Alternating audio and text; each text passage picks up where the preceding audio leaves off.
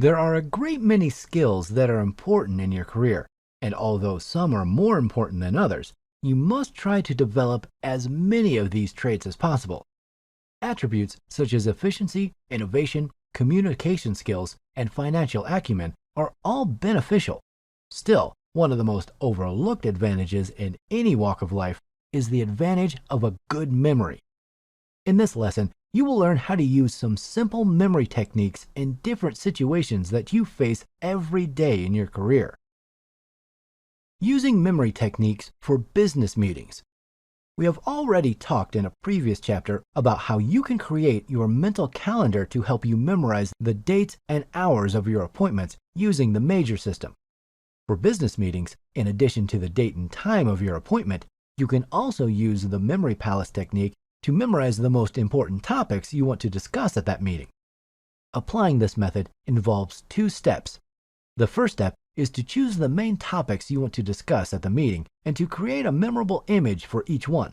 It can be the image of a person or object, anything that can remind you of that topic. Your natural memory will fill in the blanks between the main points and will make genuine associations. Then put these images in a memory palace and combine them with the locations in a single image. Your memory palace can be right in the room where you are going to have your business meeting. In this way, you will have triggers all around you that will remind you of the topics you want to discuss. If you do not know very well the place where the meeting will take place, it is recommended to build your mental palace in a location that is familiar to you.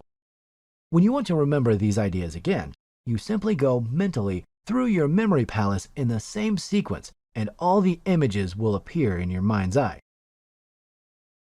Using memory techniques in public speaking. Your ability to speak to an audience is essential in your career, but becoming an excellent public speaker will also help you in every part of your life.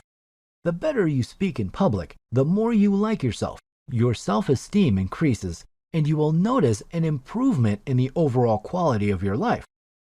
A good public speaking ability will help you garner the respect and support of others in your career or your personal life, and will create a perception of authority for your person. But what are the requirements for becoming a skilled public speaker? And what is the role of memorization in public speaking? According to public speaking experts, there are three main steps for designing and delivering a speech: speech preparation, researching, designing, and writing the speech memorization, and speech delivery. Let's see how memory techniques can help you in each of these steps. Memory techniques used in speech preparation. Mind maps.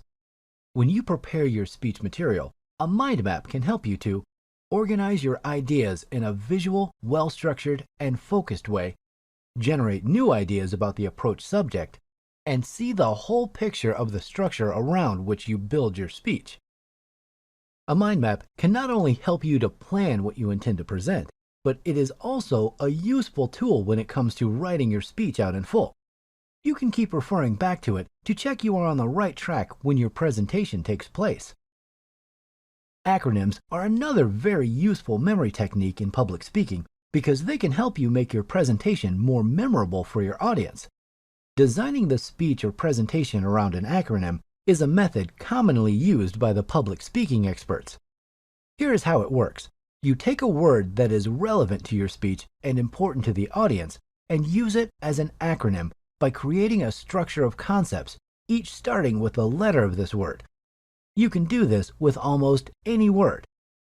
Here is an example of how to use this method extracted from my favorite author Brian Tracy's book, Speak to Win. Starting from the word success, Brian explains how to organize a speech about success around this acronym. The first letter, S, stands for sense of purpose. I then explained the importance of having clear, specific goals before you begin. The second letter, U, stands for you are responsible. I explained that you must take charge of your life and career, and you must refuse to make any excuses. The third letter, C, stands for customer satisfaction. You must clearly identify your ideal customer, decide what you can do to win her over, and satisfy her better than your competitor can. The fourth letter, C, stands for creativity. I explained the importance of finding better, faster, cheaper ways to promote and sell your product in today's market. The fifth letter, E, stands for excellence. You must become absolutely excellent at what you do and continually strive to improve. The sixth letter, S, stands for sensitivity to others.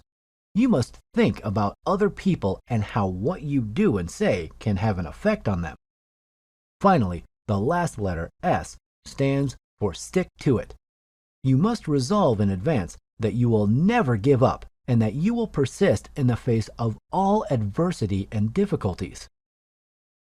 This method is an effective way to organize your thoughts and impress your audience by speaking fluently without notes. Using memory techniques for memorizing and delivering your speech. The recommended method for remembering speeches or presentations is the SCALM method, a very efficient method that combines several memory techniques. You have already seen in the previous lesson what the steps are of this method: structure, chunk, associate, locate, memorize. Here's how to use it to memorize Brian Tracy's speech about success factors so you don't forget it when you have to deliver it. The first step of the SCALM method is to structure the information in the form of a mind map that will give us an overview of the whole material. As you can see, the 7 key points of the material are organized in a memorable form, and for this, Brian used the acronym technique, which you already know from previous lessons. The next step of the method is to chunk the information into manageable parts, one for each factor, in order to turn them into memorable images in the next step, which is the association.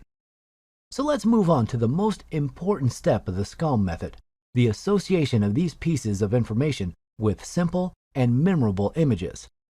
This is where the magic happens. In this stage, the abstract information is transformed into pictures by using the memory techniques. The first chunk is about sense of purpose, which can be associated with the image of an arrow. The next chunk is about responsibility, and I will associate it with the image of a to-do list. The third chunk is customer satisfaction and can be associated with the image of a smiley face. The next letter, C, stands for creativity, which can be associated with the image of a light bulb. The fifth chunk is about excellence and can be associated with the image of a medal. The sixth letter, S, stands for sensitivity to others, which can be associated with the image of a delicate flower. And finally, the last is about stick to it and can be associated with the image of a mail stamp. At the end of the association step, we have a list of simple and easy to memorize images, which we will place in order along a structure that will help us to memorize them in order. This structure will be created in the next step of the SCALM method by using the memory palace technique. Next step of the SCALM method is to place these images in a memory palace that will help you memorize them in order. It's always a good option to create your memory palace in the same room where you are supposed to give the speech. By memorizing the key points of your speech in this way, you will have visual reminders everywhere around you in the room, and they will automatically trigger you the key ideas of your speech. To memorize the images in order, I will choose 7 predefined points in the room where I will give the speech, and I will place my images there. Of course, this will only happen in my imagination, being part of the process of fixing the information in my mind. The last step of the SCALM method is to memorize the images that will trigger your key ideas. And here are these ideas. First image is the arrow, sense of purpose. I will explain the importance of having clear, specific goals. Then, the to-do list. You are responsible. I will explain that you must take charge of your life and career, and you must refuse to make any excuses. Third, the smiley face, customer satisfaction. I will talk about the importance of clearly identifying the ideal consumer and about meeting his needs better than your competitors do. Then, the light bulb, creativity. I will explain the importance of finding better, faster, cheaper ways to promote and sell your product in today's market. The fifth image is the medal, representing excellence. I will explain that you must become absolutely excellent at what you do and continually strive to improve. 6. The flower, sensitivity to others. I will explain that you must think about other people and what you do and say can have an effect on them. Finally, the last image, the mail stamp. Stick to it.